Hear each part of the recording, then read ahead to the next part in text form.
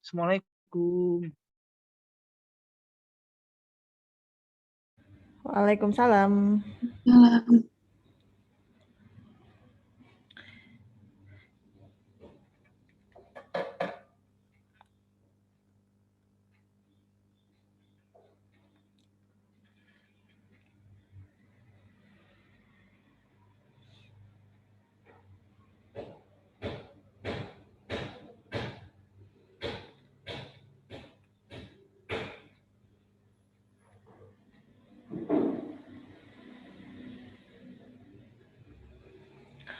Oke, cek dulu kehadirannya habis ini. Bismillahirrahmanirrahim. Assalamualaikum warahmatullahi wabarakatuh. Waalaikumsalam Waalaikumsalam.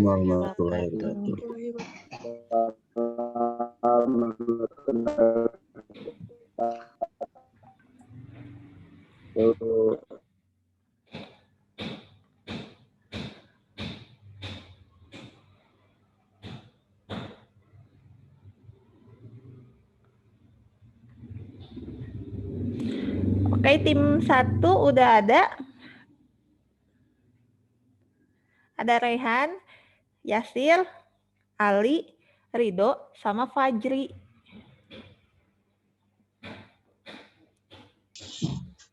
Belum lengkap, Bu.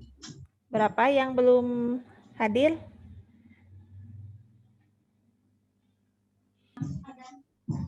Ridho, Rehan, sama Fajri.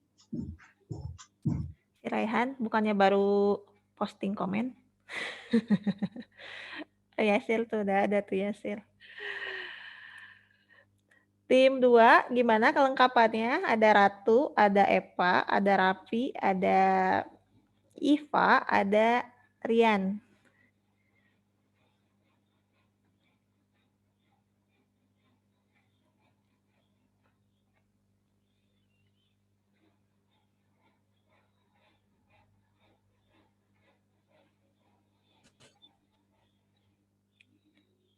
Ratu, Eva, Raffi, Iva, sama Ahmad Rian. Fajri diganti Rijal Kamaluddin, Bu. Fajri diganti Rijal Kamaluddin.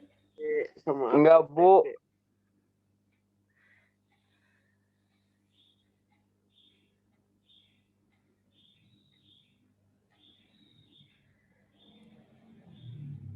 Rijal Kamaluddin nanti diganti sama Ilham. Ilham diganti sama Soleh. Sama Mari.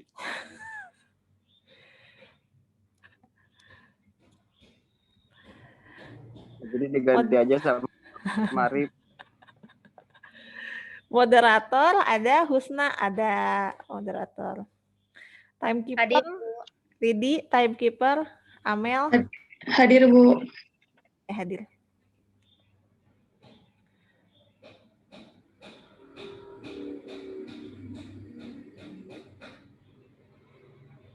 Kita tunggu 3 menit ya untuk anggotanya yang belum hadir. Itu kebijaksanaan kelompok aja, misalnya kalau nggak hadir, apa ya atas nama tim gitu, atau gimana ya. Oke, hari ini di tim 1 ada kelompoknya Rehan, di tim 2 ada kelompoknya Ratu. Mungkin mau ada Yel. Di situ Rehan mau ada Yel. Atau Aini mau ada Yel-Yel sebelum bertarung.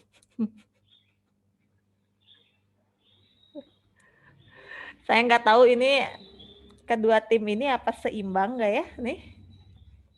Dilihat dari personil-personilnya. Kita lihat aja nanti.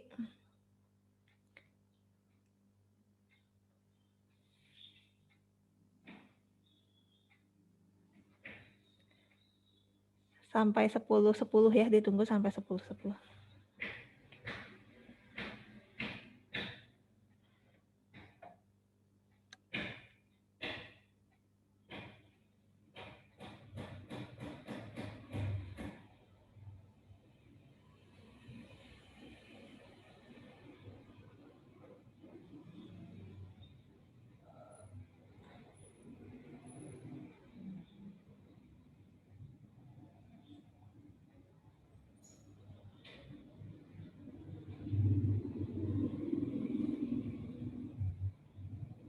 Bu, kalau tim selanjutnya itu gimana Bu? Di random lagi atau gimana Bu?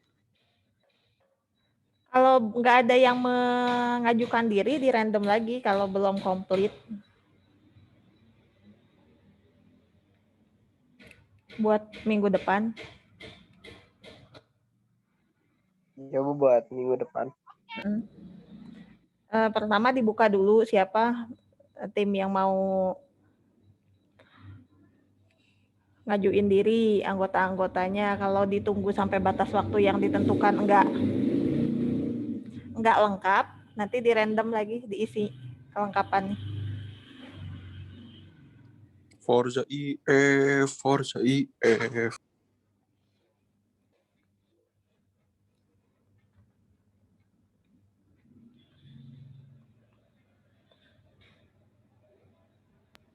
Mantap, Tri.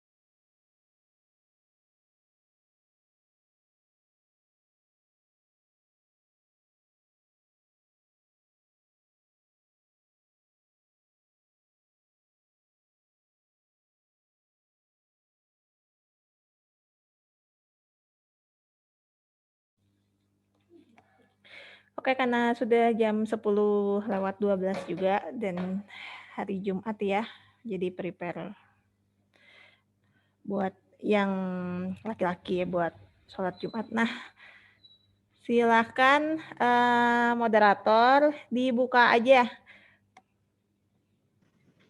Ya Bu, suaranya jelas Bu sebelumnya? Jelas, sip. Oke. Bismillahirrahmanirrahim. Assalamualaikum warahmatullahi wabarakatuh. Waalaikumsalam. Waalaikumsalam warahmatullahi wabarakatuh. Ya, selamat datang kepada para peserta debat pada pagi hari ini dan juga kepada para penonton semuanya.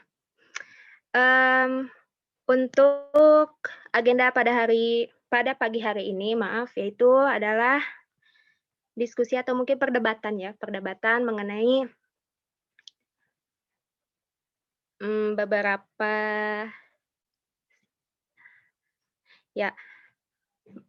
perdebatan mengenai potensi target market. Jadi di sini dibagi menjadi dua bagian. Ya, seperti yang sudah kita ketahui, ada bagian pertama di mana presentasinya akan dibawakan oleh tim 1, yaitu presentasi tentang potensi target market untuk anak-anak. Lalu tim 2 sebagai tim yang kontra akan menyanggah pemaparan dari tim 1. Untuk bagian keduanya, di mana tim 2 akan mempresentasikan potensi target market untuk remaja. Dan tim 1 sebagai tim yang kontra akan menyanggah pemaparan tim 2. Untuk waktu menyanggah akan diberikan 2 menit untuk setiap tim. Jadi saat tim 2 akan menyanggah tim 1, maka akan diberi waktu selama 2 menit. Nah, sedangkan untuk waktu presentasi setiap tim akan diberikan waktu sebanyak 5 menit. Ya, sebelum memulai ke agendanya, saya ingin bertanya kepada anggota tim 1, apakah sudah siap? Dari tim 1, Saudara Rehan belum bisa dihubungi. Jadi bagaimana kalau kita ada pergantian pemain jika diperbolehkan? Gimana Bu? Atau langsung dimulai saja? Kalau tim 2 gimana kelengkapannya?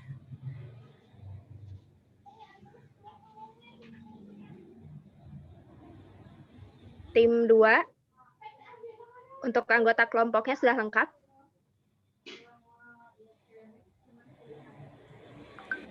Sudah, Bu. Bu moderator.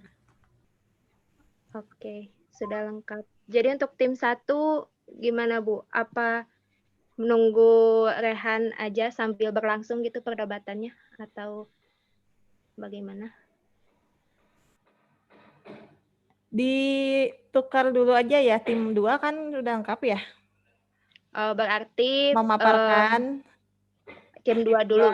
memaparkan selama 5 menit ya. Terus disanggah oleh tim 1. Bagaimana? Ya, kalau disepakati oleh kedua belah pihak. Kalau misalnya tim 2-nya nggak setuju, ya kita jalan segimana mestinya, tim 1 dulu sesuai dengan agenda. Kalau keberatan tim 2 ya, kalau tidak ada keberatan, tim 2 bisa presentasi terlebih dahulu. Oke, tim 2 bagaimana? Siap? Mohon maaf, moderator memotong. Ya. Di tim 2 ada 1 orang yang belum hadir, yaitu Raffiandi. Oh. Terima kasih. Sepertinya sama ya Bu, maksudnya impas gitu. Di mana tim 1 belum ada yang hadir, tim 2 juga. Jadi rules-nya kita berikan ke awal aja gitu. Oke. Oke, dan saya akan bertanya kepada timekeeper, sudah siap? Siap, insya Allah. Oke, karena semuanya sudah ready, untuk agenda pertama, saya akan mempersilahkan kepada tim 1 untuk mempresentasikan bagaimana potensi target market untuk anak-anak. Waktu yang diberikan akan 5 menit, sebanyak 5 menit, dimulai dari sekarang.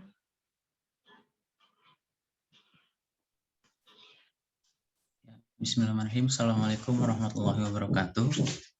Waalaikumsalam. Waalaikumsalam warahmatullahi wabarakatuh. Mengenai target market untuk mobile learning untuk anak-anak di masa pandemi ini telah mengubah semua mobilitas manusia, termasuk rutinitas yang dilakukan keluarga, anak-anak, termasuk juga belajar harus di rumah karena sekolah semuanya ditutup. Anak-anak juga tidak dianjurkan untuk bermain dengan teman-temannya di luar rumah. Kebijakan dikeluarkan oleh Mas Menteri Nadiem Makarim.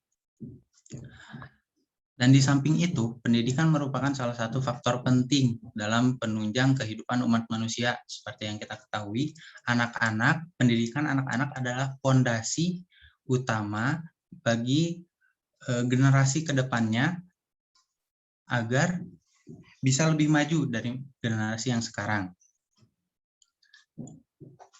Dan peran pendidikan juga sebagai ujung tombak dalam memajukan generasi yang akan datang. Pendidikan anak-anak adalah pembentukan fondasi cara berpikir anak agar lebih baik.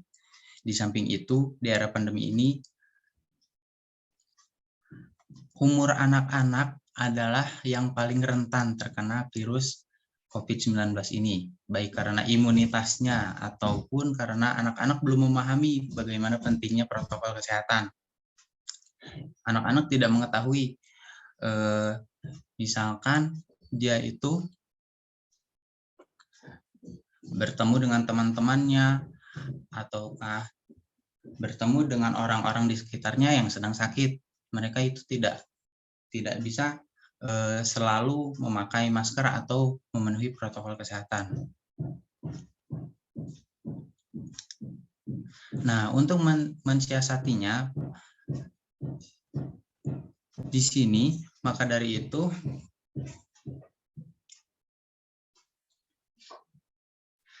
pendidikan anak ini kita memakai mobile learning untuk membantu media pembelajaran dengan mempermudah anak-anak untuk misalkan untuk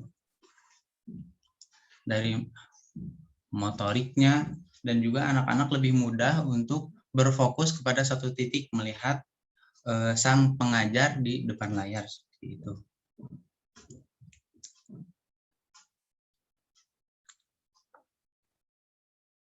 Mungkin akan ditambahkan oleh anggota yang lainnya. Silakan, Rido.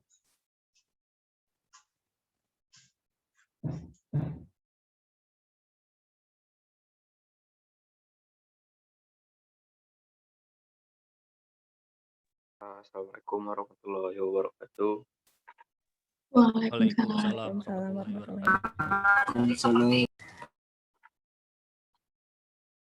Untuk potensi dari mobile learning sendiri, karena semenjak kita di masa pandemi, jadi menurut saya peluang untuk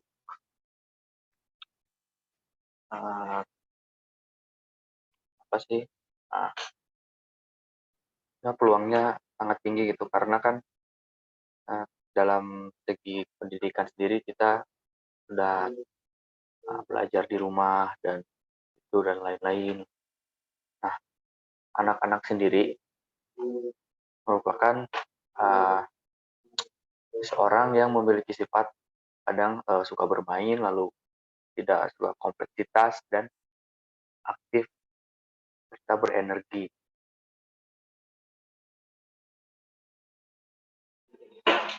Untuk beberapa konsep mobile learning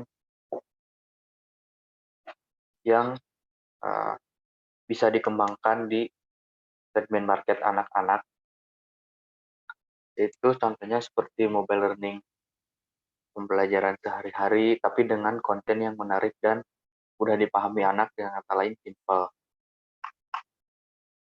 Namun, dengan begitu juga harus terdapat interaksi antara aplikasi dan anak.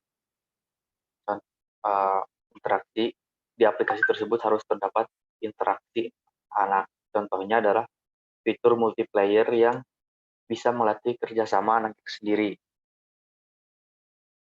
Nah, selanjutnya untuk konten Waktu habis. Mohon maaf, waktu sudah habis. Oke, terima kasih untuk pemaparan dari kelompok 1. Untuk selanjutnya saya persilakan kepada kelompok 2 untuk menyanggah. Waktu yang diberikan selama 2 menit, dimulai dari sekarang.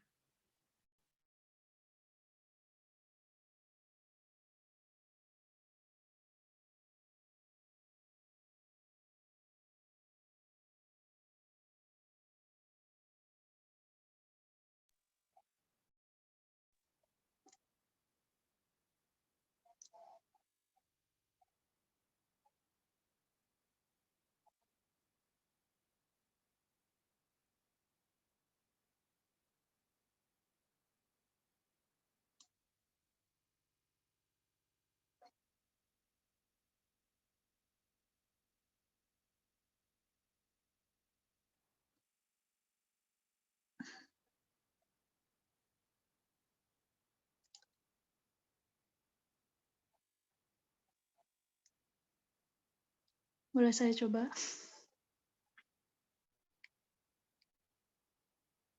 Halo? Iya, boleh, Ya. silakan. Untuk anak-anak kan itu apa ya? Lebih banyak larangan. Biasanya ada orang tua yang memang sangat menjauhkan anak-anak dari penggunaan teknologi gitu untuk anak-anak karena nantinya akan kebiasaan sampai besar gitu. Nah, terus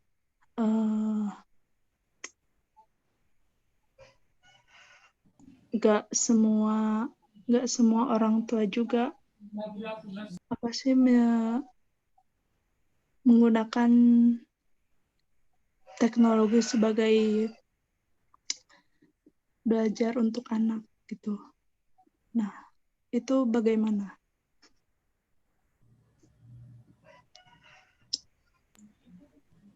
Ya kan dilihat dari zaman sekarang juga kan, rata-rata anak kelas TK aja sudah bisa megang HP kan. Buktinya kan anak 4 tahun juga sekarang sudah bisa main HP. Nah, jadi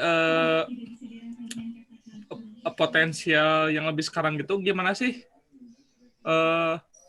Nggak hanya sekedar main HP saja, tetapi dapat pembelajaran juga kan?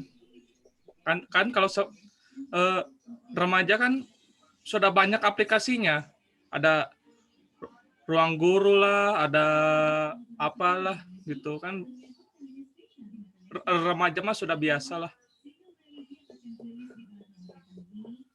Ya justru itu karena kan anak kecil itu bisa bermain HP tapi belum tahu tuh mana yang harus mainkan. Sedangkan orang Dari situ tua orang tua berperan.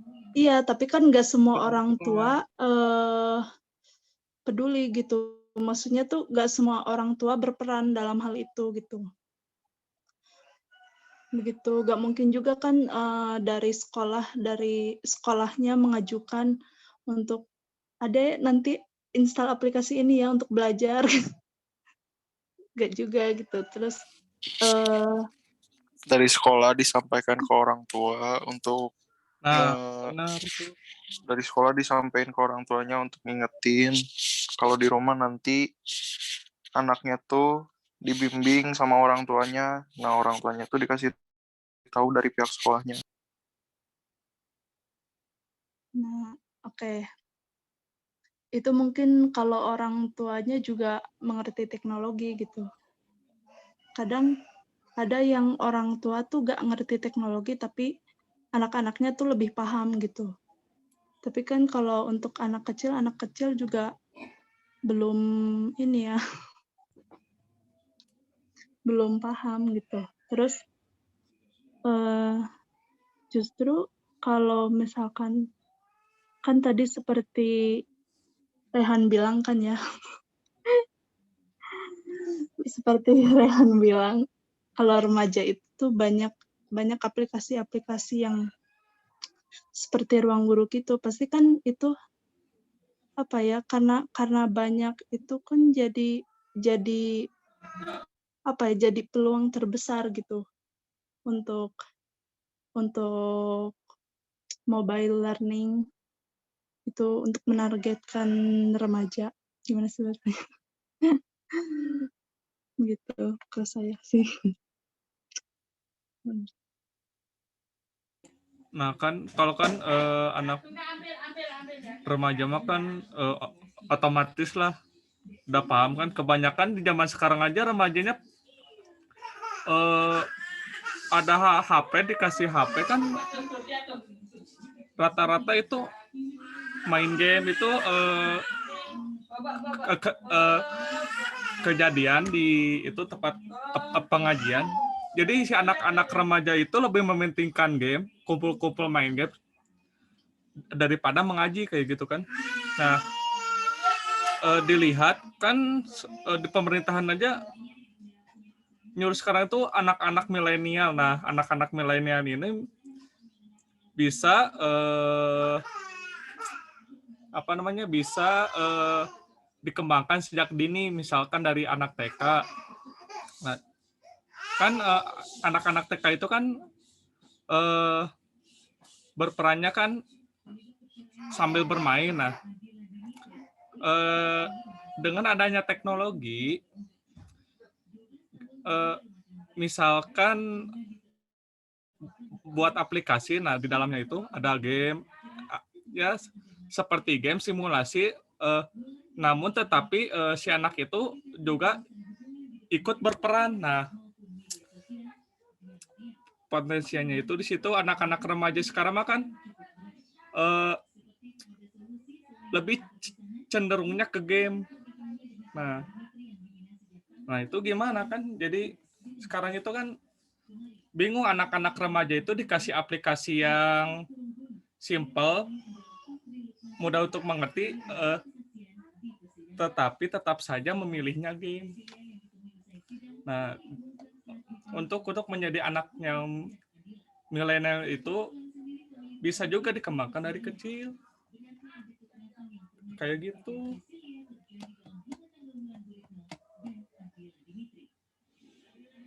Halo, Tes. Oke, boleh nyanggah? Boleh. Kalau misalkan dikembangkan di... Nggak boleh. Pelit kamu.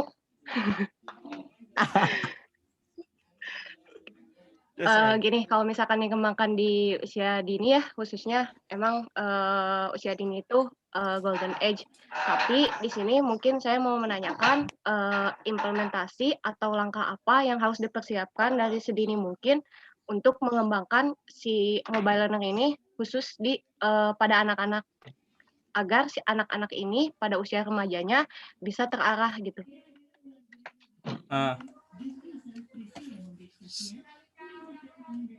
Selain dari peran guru, nah peran orang tua juga sangat penting kan. Anak-anak itu lebih cenderung ikut-ikutan yang apa yang dia lihat di luar lingkungan. Nah, kan ketika anak-anak sedang bermain kan peran orang tua itu kan tidak terlalu terlihat kan. Nah, makanya ketika si anak itu melakukan hal yang negatif kan, si peran orang tua juga kan bisa memberitahukan. Nah, peran orang tua itu kan sangat penting untuk anak-anak ketika ada di rumah. Kayak gitu. Jadi antara orang tua sama guru tuh harus sinkron gitu buat ngebentuk anaknya dari kecil. Jadi dari gurunya kayak gini sama orang tuanya juga disampaikan ke anaknya. Nah, dari situ bakalan ada proses kan kalau emang bener-bener diimplementasiin sama orang tuanya buat ngebentuk si anaknya itu. Karena kan anak-anak tuh lebih ya gitu kan, lebih cenderung ngikut-ngikut yang apa yang dia lihat. Kalau orang tuanya bener ngasih contohnya, dianya juga nggak bakalan tiba-tiba belok ke sana kemari kan gitu.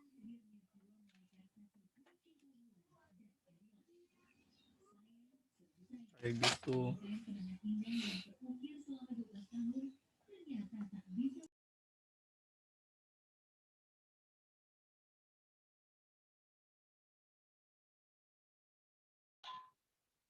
Oke, untuk kelompok 2 ada yang ingin disampaikan lagi? Atau mungkin dari kelompok 1 ada yang ingin disampaikan lagi juga, karena waktu yang tersisa 2 menit lagi. Terima kasih. Mandi Jumatan.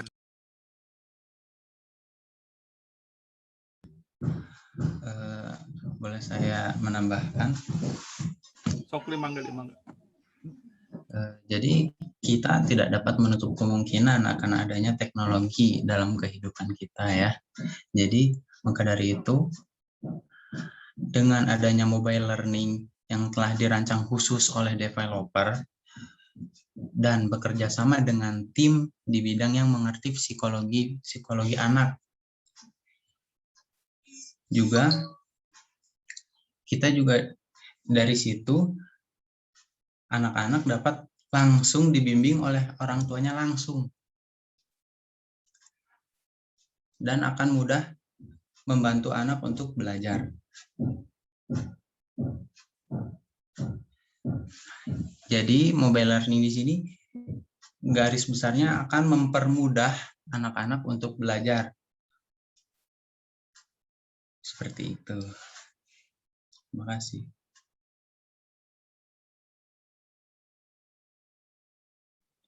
Oke, kelompok 1 cukup?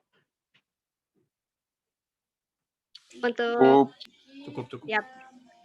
Karena waktu sudah menunjukkan 10.35, untuk bagian pertama dari pemaparan presentasi kelompok 1 dan waktu menyanggah dari kelompok 2 selesai. Untuk untuk agenda sekarang kita masuk ke bagian yang kedua, di mana kelompok 2 akan mempresentasikan atau akan memaparkan hasil dari diskusi mengenai potensi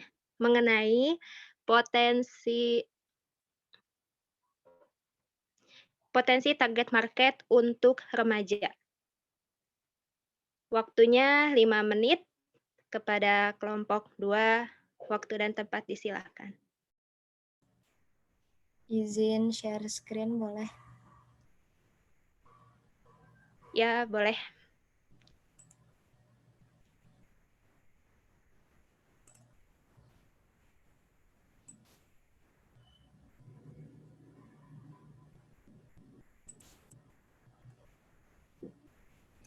Sudah terlihat? Sudah. Jelas. Jadi di sini kami tim 2 memilih target market untuk remaja potensinya. Nah, jadi di sini kan perkembangan teknologi itu semakin pesat gitu, terutama di bidang pendidikan. Jadi bidang pendidikan juga harus bisa mengikuti perkembangan teknologi yang ada gitu. Salah satunya dengan menggunakan teknologi mobile atau mobile learning. Jadi mobile learning itu sendiri adalah pembelajaran yang memanfaatkan teknologi dan perangkat mobile.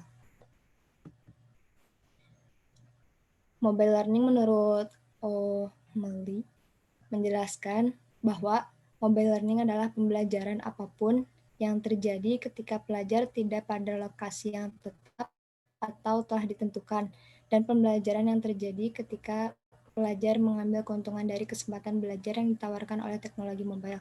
Jadi mobile learning ini bisa digunakan kapanpun dan dimanapun. Selanjutnya akan dijelaskan oleh Epa.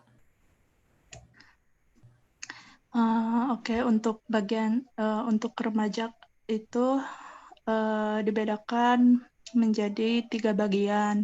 Yang pertama itu ada remaja awal 12-15 tahun, itu sekitaran masih sekolah SMP gitu. Masa remaja pertengahan 15-18 tahun.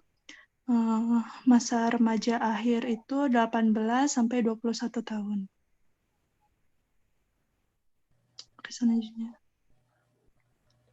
Nah, kenapa sih remaja itu menjadi target market yang memiliki potensi yang lebihnya? Yang pertama itu karena para remaja tidak gagap teknologi. Terus remaja itu dapat mengikuti perkembangan era teknologisasi dunia lebih cepat sehingga para remaja itu lebih produktif. Terus yang kedua, mereka tidak terlalu dibatasi dalam menggunakan gadget gitu. Terus ya meskipun ada batasannya tapi gak sebanyak dibatasi gak sebanyak anak-anak gitu yang pembatasannya tuh pembatas ya gitu. Banyak di antara mereka juga yang ketiga, banyak di antara mereka juga yang sudah punya gadget sendiri gitu. Untuk selanjutnya mungkin akan dijelaskan oleh Ahmad Rian. Iya. Nah, kemudian apa sih manfaat teknologi bagi remaja, apalagi saat ini adanya mobile learning, itu untuk kemudahan mengakses informasi secara cepat, dapat menghemat waktu dan biaya, seperti perpustakaan online. Jadi si siswa itu tidak harus membeli buku, tinggal mendownloadkan saja, baik itu di Google maupun di Play Store. Nah, kemudian pembelajaran itu lebih dinamis dan fleksibel. Jadi kapanpun, walaupun ada jadwal untuk mengumpulkan tugasnya, siswa bebas mengerjain kapanpun, baik pagi maupun malam. Yang penting tepat waktu yang sudah ditetapkan oleh dosen atau gurunya.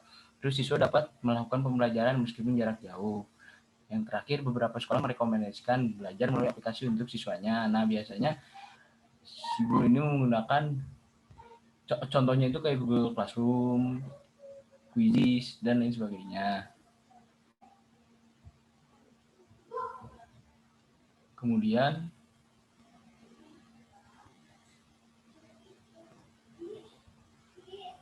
next.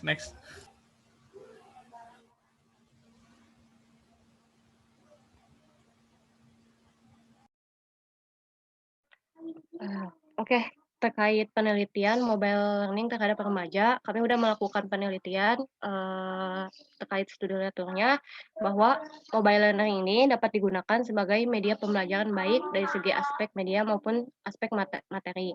Selain itu, dapat mendukung kemandirian dan hasil belajar peserta didik. Hasil penelitian menunjukkan 3,92% dengan kategori baik, sehingga praktis digunakan dalam pembelajaran. Dalam penelitian ini dilakukan uji coba di SMA mengenai pembelajaran geografi. Sedangkan di penelitian kedua itu dilakukan penelitian di mata pelajaran fisika, yang dimana hasil menunjukkan bahwa si mobile learning ini mampu meningkatkan si siswa untuk berpikir kritis, sehingga pada efektivitas media pembelajaran yang digunakan terlaksanakan dengan baik.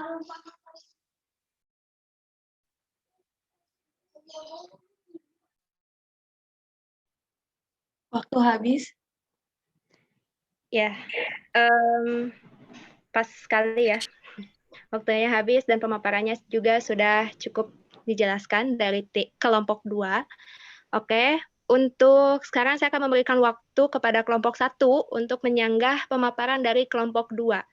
Waktu yang akan diberikan sebanyak 2 menit, dimulai dari sekarang. Saya mau nanya, kan tadi katanya tuh mobile learning di remaja tuh bisa bikin remajanya berpikir kritis. Itu tuh berdasarkan pengalaman, kalau mobile learning untuk remaja tuh kayaknya emang kalau bakalan berjalan sesuai kebutuhannya kalau si remaja itu benar-benar niat buat belajar. Kalau buat orang-orang maksudnya kalau buat remaja yang kayak kurang tertarik buat belajar mobile learning, apalagi kan kalau mobile learning tuh nggak diawasi banget sama gurunya langsung kan. Jadi mau misalnya kayak kita udah lagi belajar terus cuman login terus kitanya tidur, kayak gitu kan banyak. Nah, gimana caranya biar remaja-remaja yang mobile learning tuh bisa benar-benar fokus gitu. Oke, boleh menyanggah ya, Fajri? Fajri kan? Nggak boleh. Fajri juga nggak boleh nanya. Ya, sok aja. Jawab. Oke. Ini kan kasusnya masalah remaja. Nah, kalau masalah remaja ini, sistem pembelajarannya yaitu andragogi. Dalam hal ini, andragogi ini dalam artian pembelajaran dewasa, yang dimana si peran guru itu nggak beda sama harus menitik khususkan kepada anak SD, karena itu pedagogi yang dimana guru harus membimbing si murid. Sedangkan andragogi ini si guru itu hanya sebagai fasilitator bukan membimbing anak, bukan terus disuapin si anaknya, melainkan sebagai fasilitator atau sebagai pemantik. Nah, dalam hal ini kenapa si anak supaya mobile learning ini dipakai menjadi kritis itu karena gimana ya? Maksudnya tuh ya karena umumnya pada orang dewasa ini tuh mereka memiliki kemampuan membaca, menulis, dan menghitung. Sedangkan untuk masalah minat belajar atau yang enggak itu kan itu masalah manajemen diri. Nah, dalam hal ini si peran guru hanya sebagai fasilitator itu bagaimana cara memancing si anak untuk bisa lebih mandiri ataupun dengan mendisiplinkan si siswanya gitu. Kayak misalkan dikasih tugas harus tepat waktu. Terus harus atau enggak dari dikasih tugas itu si anak tuh udah searching juga, udah mencari tugas juga, itu udah bisa dikatakan dia mau gitu, nggak sama sekali kayak gitu, Pak.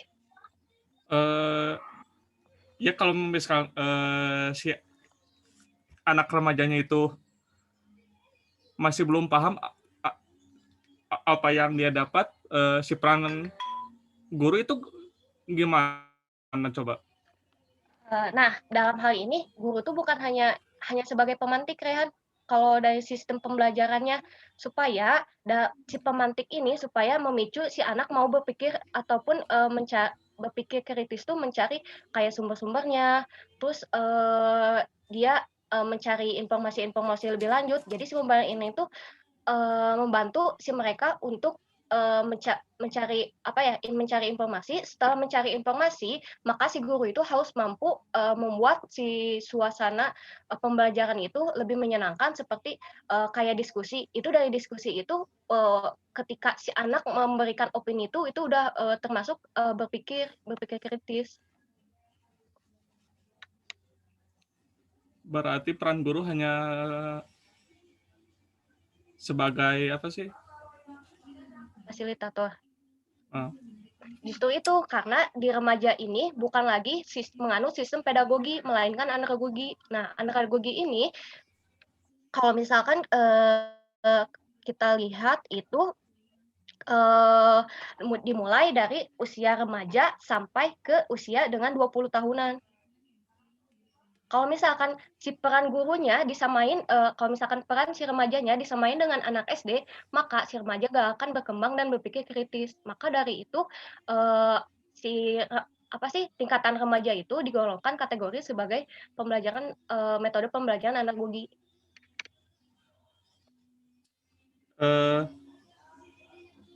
Jadi kan si remaja juga kan selain butuh referensi dari apa yang dia Google atau apa yang dia carikan, pasti juga butuh referensi dari seorang gurunya kan. Nah, nah kalau cuma guru jadi fasilitator, mungkin si gurunya paling ya udah searching lagi aja. Nah, berarti kalau gurunya sebagai fasilitator, ujung-ujungnya tetap balik lagi ke remaja itu sendiri nggak?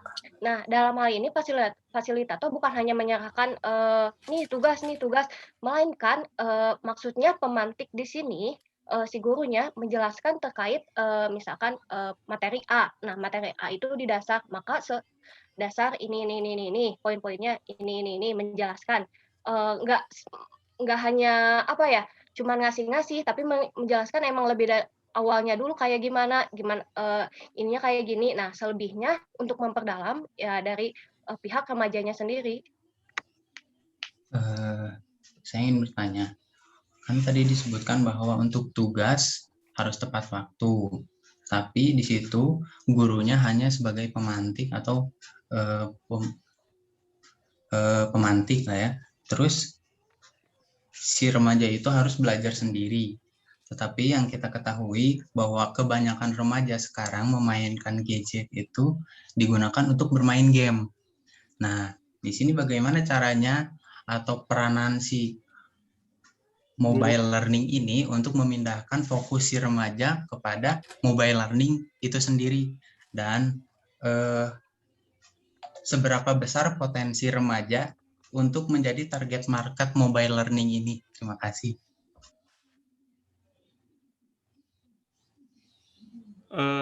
Terus dilihat dari sekarang juga kalau misalkan tentang tugas-tugas yang diberikan oleh si guru terhadap siswanya itu kan siswanya itu ngerjain dapat referensi ya sudah tinggal gitu aja. Itu juga mungkin ada sebagian yang mengerti, sebagian juga ada yang tidak. Kalau si peran gurunya itu cuma menjadi fasilitator saja kan, jadi si guru juga harus siap sedia untuk apabila si siswanya kan ingin bertanya kan. Berarti kalau gurunya cuman sebagai fasilitator, untuk remaja yang berpikirannya bodoh amat, berarti nggak akan berlaku dong mobile learning tuh.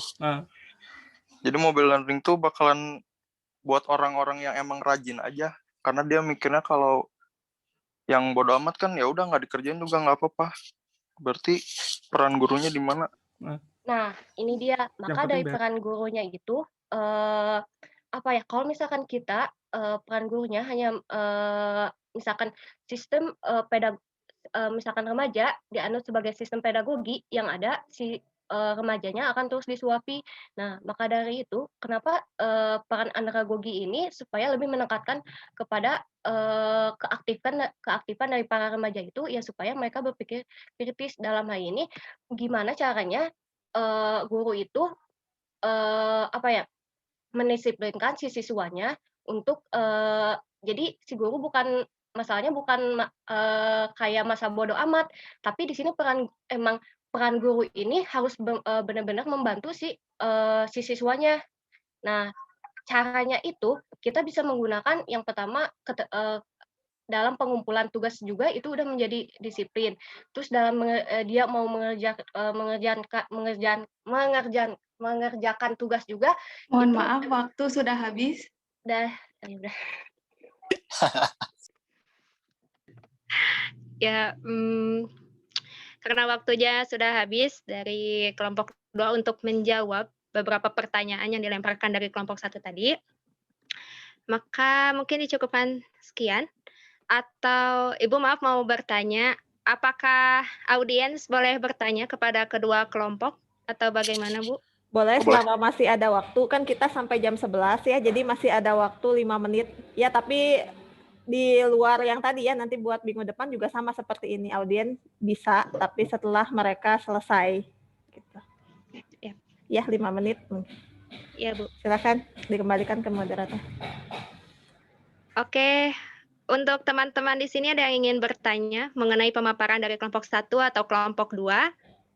Waktunya tersisa 8 menit lagi. Dan untuk pertanyaan, waktu untuk bertanya dan menjawab dari masing-masing kelompok 5 menit. Dimulai dari sekarang. Silakan teman-teman, ada yang ingin bertanya? Mungkin saya ingin bertanya. Siap, silakan sebutkan nama, NIM, asal, tempat tanggal lahir. Oke, perkenalkan nama saya Andi Saputra. Di sini akun saya namanya Atra, karena nama saya Andi Saputra. Umur saya 18 tahun. 20 tahun. Pekerjaan saya sebagai farming di Denandra Game House. Terus saya juga salah satu beban keluarga. Waktu Anda habis. Di rumah orang tua. Nah, pertanyaan saya untuk kelompok 1.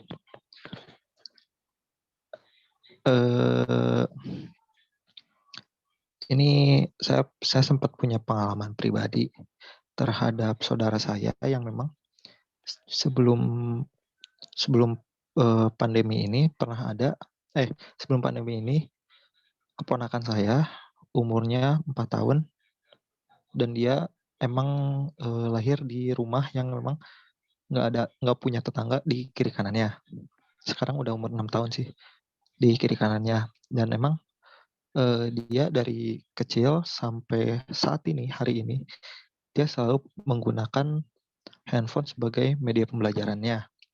Nah, positifnya keponakan saya ini bisa fasih dalam belajar bahasa Inggris. Namun negatifnya dia jadi nggak bisa mengalah terhadap kawan bermainnya. Jadi kalau misalnya apa-apa itu dia pingin menang sendiri karena dia jarang berinteraksi sosial kepada teman-temannya. Nah, pertanyaannya adalah bagaimana agar kita dapat mengurangi bukan menghilangkan ya, mengurangi hal negatif terutama terhadap keinginan menang sendirinya terhadap anak pada saat mobile learning di zaman sekarang. Itu pertanyaannya. Yang kelompok pertama. Untuk yang kelompok kedua, saya ingin bertanya, nggak apa-apa kan 2? Nggak apa-apa. Sikat. Oh, 5 juga nggak apa-apa. Nah, ini untuk kelompok yang kedua. Sebentar. Nah, di sini kan karena zaman mobile learning ini adalah zaman dadakan. Siapa sih yang siap tiba-tiba langsung datang ke zaman mobile learning yang dimana hari Jumat kita kuliah, hari Senin tiba-tiba kuliah di rumah, katanya 2 minggu, sekarang sampai hampir 1 tahun. Oh, udah 1 tahun. Dan juga kan kita juga nggak tahu nih, kita di sini yang belajar merasakan bagaimana rasanya diajar oleh guru yang memang gurunya juga tidak terlalu mengerti mengenai bidang bidang teknologi, karena kan mobile learning ini bidangnya teknologi nih. Sedangkan kan kalau misalnya buat guru biologi atau enggak guru agama, mereka kan tidak terlalu berfokus terhadap bidang biologi. Nah, pertanyaan saya, sebelum kita belajar terhadap mereka, apakah mereka mempelajari dulu mengenai device tersebut atau enggak? Apakah ada sekolah untuk para guru atau para pengajar dalam mengajar cara mobile tersebut? Itu pertanyaan saya. Terima kasih. Oke, sebelum kedua kelompok menjawab pertanyaan dari Andi tadi, saya akan memberitahukan, sepertinya cukup untuk 1 pertanyaan dari audiens ya, karena dikarenakan waktu yang semakin mepet. Oke, untuk sekarang saya berikan waktu 2 menit bagi kelompok 1 untuk menjawab, lalu kemudian kelompok 2 juga 2 menit untuk menjawab pertanyaan tersebut. Terima kasih. Izin menjawab, moderator. Dari pertanyaan Bapak Andi tadi, bagaimana cara menghilangkan dampak negatifnya tadi, mengurangi atau menghilangkan dampak negatifnya tadi. Nah, seperti yang kita ketahui, mobile learning ini bukan ditujukan untuk menggantikan pembelajaran offline untuk anak-anak. Jadi, pembelajaran offline ini tidak digantikan oleh mobile learning, tetapi mobile learning ini untuk membantu menambah media belajar bagi anak-anak untuk di rumah. Jadi anak-anak selain mendapatkan pembelajaran online juga, anak-anak harus tetap belajar online dan mereka bisa berinteraksi dengan teman-temannya atau gurunya masing-masing, seperti itu. Jadi intinya mobile learning ini tidak menggantikan pembelajaran offline, tapi membantu menambah fasilitas pembelajaran seperti itu. Terima kasih. Lebih ke harus seimbang antara mobile learning sama offline learning-nya tuh gitu.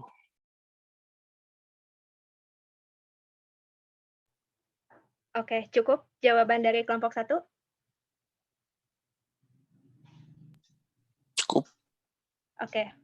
Saya persilakan kepada kelompok 2 untuk menjawab pertanyaan dari Andi. Silahkan.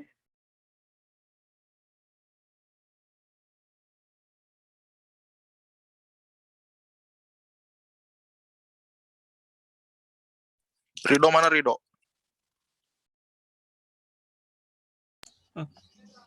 Rido mah kelompok hiji lain. Kik aja dia beban. Untuk pertanyaan dari Andi soal fasilitas pembelajaran teknologi untuk guru, mungkin sebelum ke sana lebih diperkuat dulu SDM-nya itu sendiri, karena kan di sekolah-sekolah atau di perguruan tinggi juga masih butuh SDM, terutama untuk pengajarnya gitu.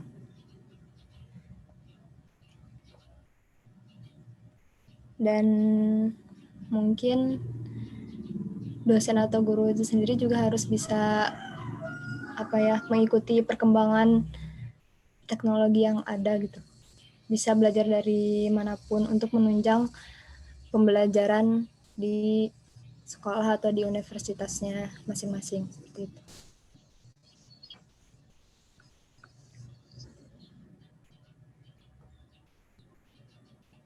Oke, cukup untuk kelompok 2 menjawab pertanyaan dari Andi tadi. Ya, terima kasih untuk kelompok 1 dan kelompok 2. Saya salam undur diri. Salam olahraga. Oke, alhamdulillahirrahmanirrahim. Setelah beberapa menit ke belakang, beberapa jam mungkin ya, kita mendengarkan pemaparan dari kelompok 1 dan kelompok 2. Maka dari itu, sekarang saya akan mencoba untuk mengambil kesimpulan atau rangkuman dari perdebatan pada pagi ini, di mana sebenarnya baik dari potensi mobile learning untuk anak-anak atau potensi mobile learning untuk remaja, keduanya sama-sama memiliki sisi baik dan sisi buruknya. Ada hal positif, ada hal negatifnya. Gitu. Ya, mungkin cukup sekian dari saya. Untuk selanjutnya saya kembalikan waktu kepada dosen kita, kepada Ibu Irin, waktu dan tempat disilakan. Terima kasih teman-teman. Wassalamualaikum warahmatullahi wabarakatuh. Waalaikumsalam warahmatullahi wabarakatuh. Oke, alhamdulillahirabbil alamin ya. Hari ini sudah tampil tadi tim 1 dan tim 2.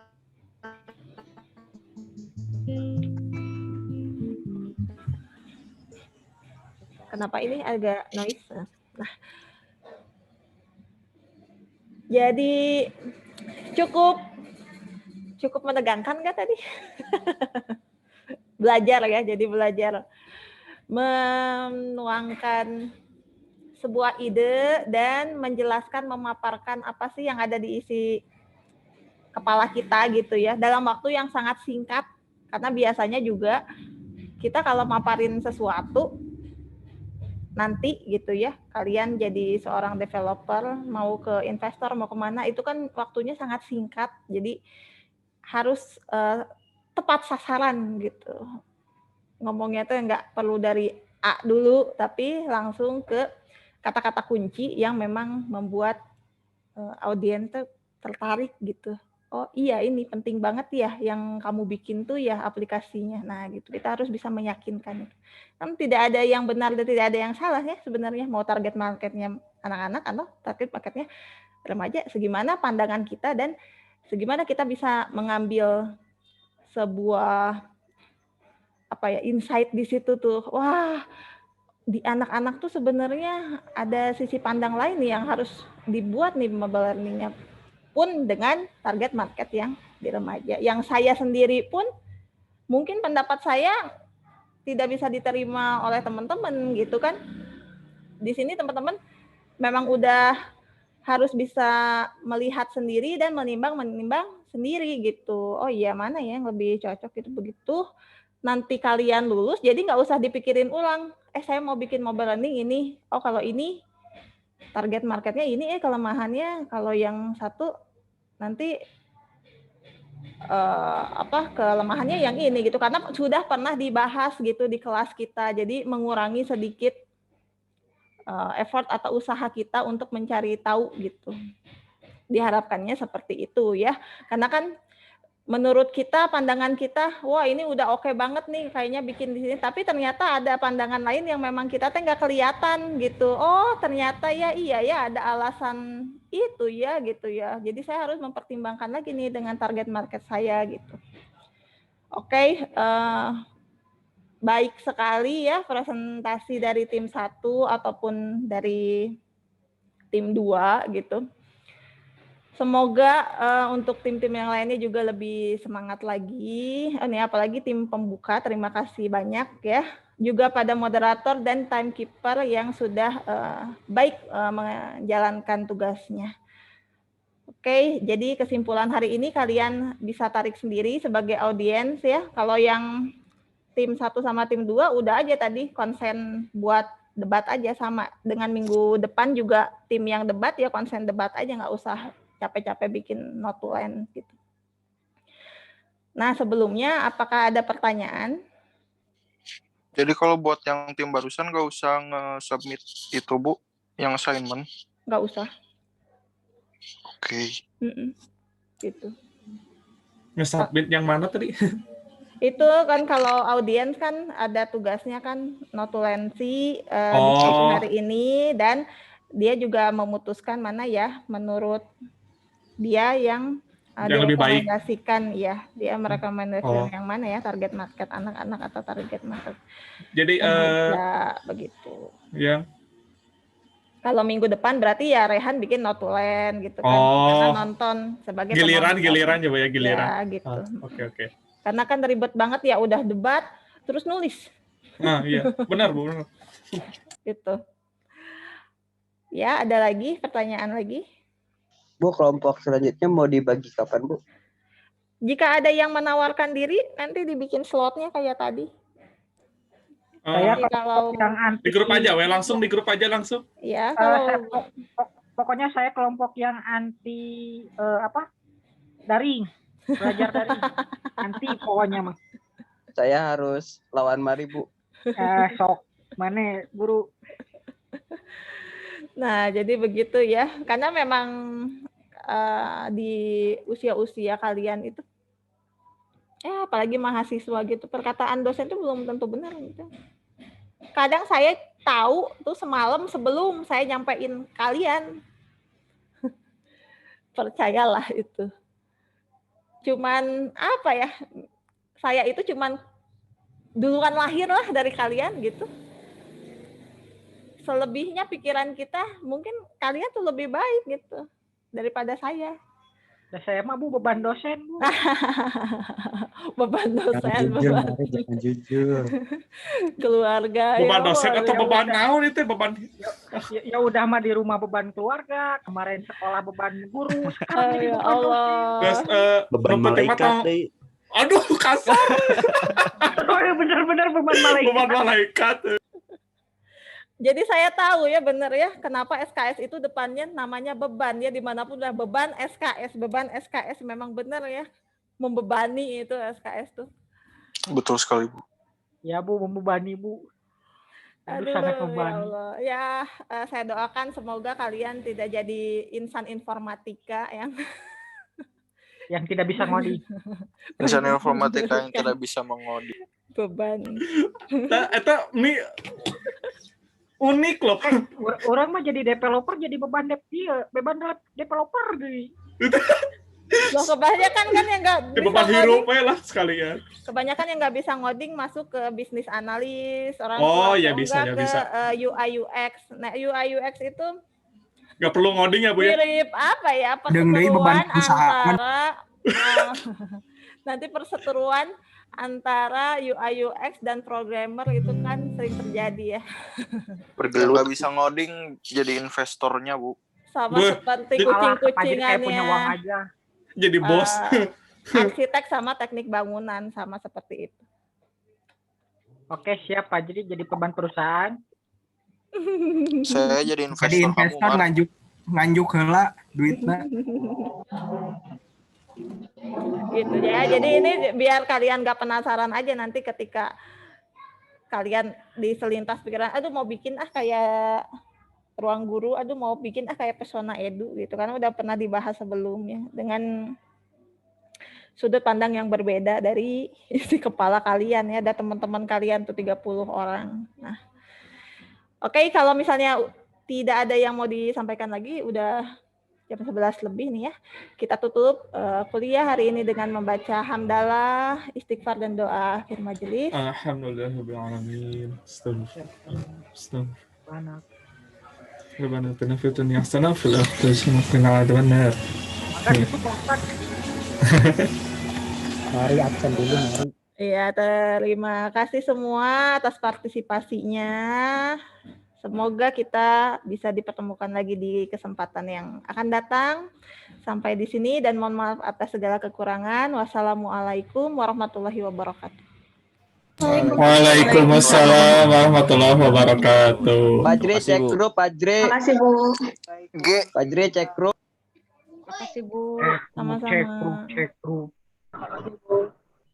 Mari absen. Absen naon. Dre,